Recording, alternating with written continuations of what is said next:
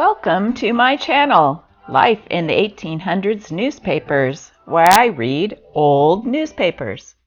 Today's issue is from the Walla Walla Gazette, March 28, 1896.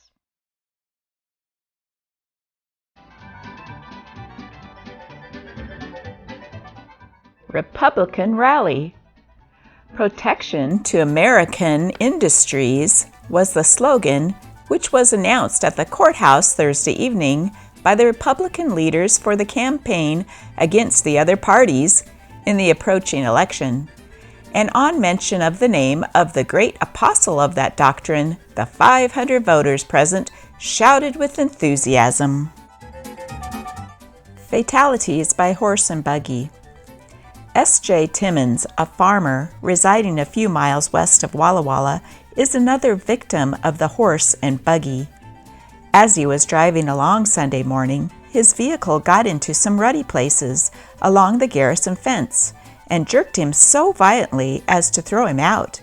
Several hours later, he was discovered by a traveler that way. Dr. Clow waited upon him. It was found that the unfortunate man had fallen on his head and that he had been badly bruised. Concussion of the brain causes the injuries to be considered very serious. Baseball talk. The La Grande Chronicle waxeth warm on the baseball question and says, La Grande has the material for one of the best baseball teams in eastern Oregon and has always held first place when it comes to the scratch. Pendleton and Walla Walla have started the ball rolling, and La Grande should not forget that someday she will be called upon to defend her laurels. Why not be prepared for what must come?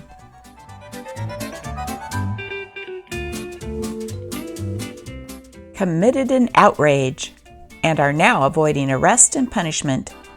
Manuel Fernandez and George Cameron, two boys about 16 years of age, are now lurking in the hoop skirts of the city to keep out of the way of the strong hand of the law.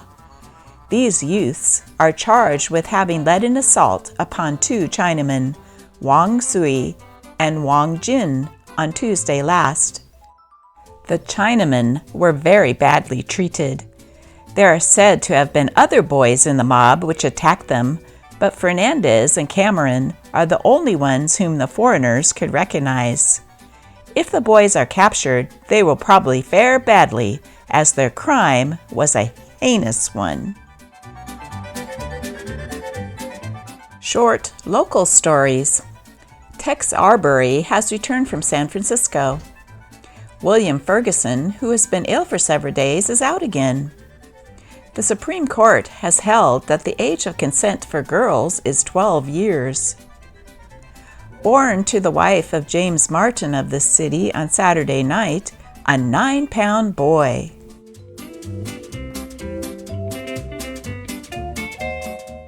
The Gazettes of March 7th were all sold out within 2 days after publication. We always print a considerable extra list, but cannot always anticipate demands for any certain number.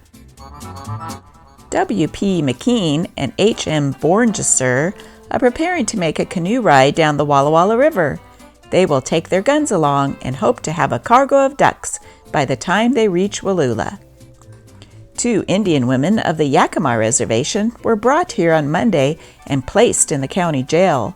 They are charged with perjury in having sworn that a Yakima farmer had sold them liquor. A gentleman who travels for a Portland house was hurt last Sunday on Main Street between 1st and 2nd by being thrown from a wheel as he was crossing one of the old tracks of the Street Railway Company. They should be completely covered up or else removed before some worse accident occurs.